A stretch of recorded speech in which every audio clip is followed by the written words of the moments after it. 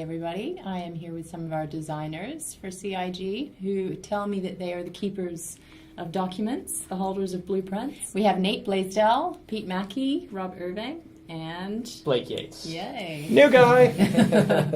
So tell us what this means, a keeper of documents. Come on, Rob, spill the beans.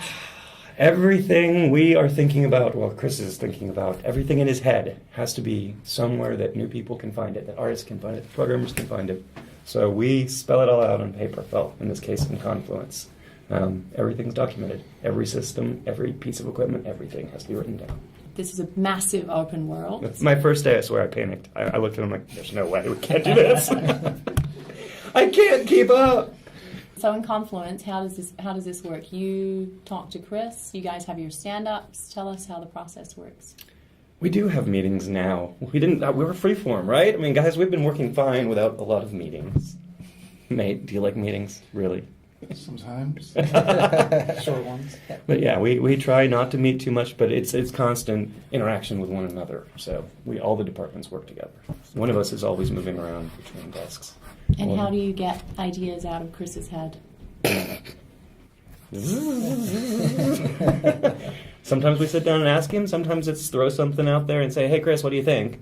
And then he'll tell us. A lot of times there's a question that comes up that we're all like, I don't think we have an answer to that. Maybe Chris does, and if he doesn't, then it's up to us to kind of shoot ideas around and get everybody in agreement. So say, for example, with the new ship, the Avenger, does that start with you guys? It did. That was a spur-of-the-moment 5-minute discussion where we were all just sitting around. It's like, why don't we make up a new ship while we're sitting here? And so the Avenger was born. 10 minutes. Yep. It took 10 minutes, and then we had the stats page from Ben, and it was all done. Yeah. It's like, look, new ship! So with the Hangar app, then, what do you guys do on the design side? It's like, well, we need to design ship parts. We need to figure out how many ships fit in a hangar, what the different styles of hangars are. We have a wiki page for that, which is here's the discount hangar, here's the nicer hangar. How do you interface with the parts that you have and get them on your ship and stuff like that? So the user interaction experience is something that we go through.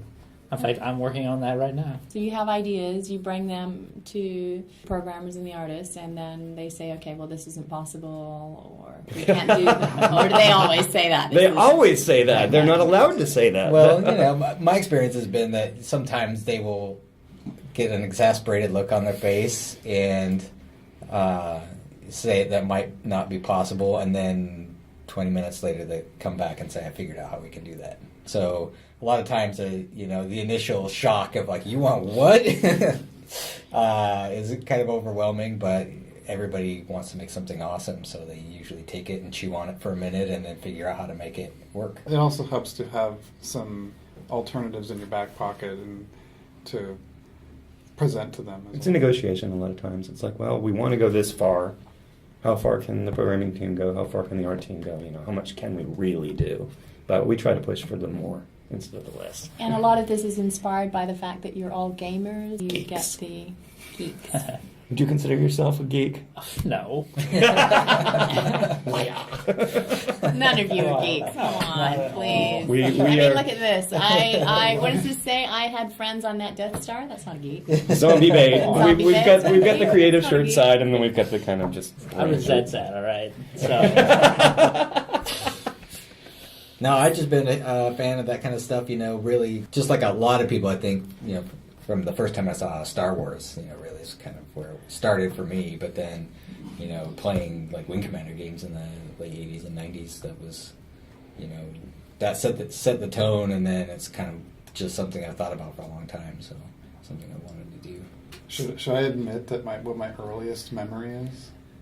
Sure. Yes. Why You you're have to at it. now you have to cough it up. Let's go, man. My earliest memory is being in a theater when I must have been about 1 year old, and seeing the whole Star Wars scene where Chewbacca is playing the little game on the Millennium Falcon, and then the jump to Lightspeed. Those are my earliest memories. So how much work have you got laid out right now? Where are we at? We are running like half a step ahead of what production needs, basically. It's like, we need to know how this works. Well, we'll start on that right now. But yeah, it's going to be constant pressure all the way through to keep things designed. It's pretty much endless. an open world. So you can start with the smaller focus and just have a general, broad idea of where you're kind of going. Absolutely. A lot of times it's just one of them wandering up to my desk and going, "Hey, when I'm not working on what I'm working on right now, can I design this system or that system?" Like Nate, you did bounty hunting. So is Confluence just a fancy word for like Google Docs? It is. It's a wiki. It's a giant Wikipedia, basically, of Star Citizen. I'm sure the fans would love to get their hands on those documents. No.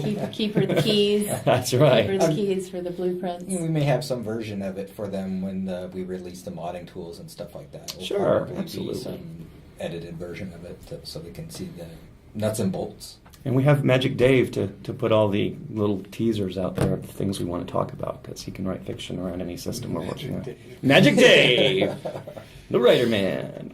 Besides you guys, we also have Dan Tracy. Dan Tracy. And Dave Haddock is sort of an honorary designer. He's on Skype with us all the time. I mean, everything he does comes past my desk. He has some really good fantastic. ideas. He does, and he helps us to get bits of what we're doing out to the audience, even when we're not ready to reveal the whole system. Great at keeping us consistent. Otherwise, like, threads would just start running like wild horses out, and he kind of reins them in and makes sure everything like fits together. So he does a really good job. And of do that. we need a lot more of you then?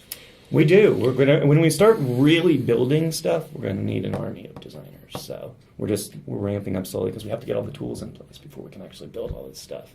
I know that we've got some of these guys learning the engine already, so we'll be ready. We got a lot of missions to make and a whole lot of star systems to build, and we're going to be busy. All right. Thank you to all our designers, the keepers of the blueprints. And later on tonight, we're going to look at our artists.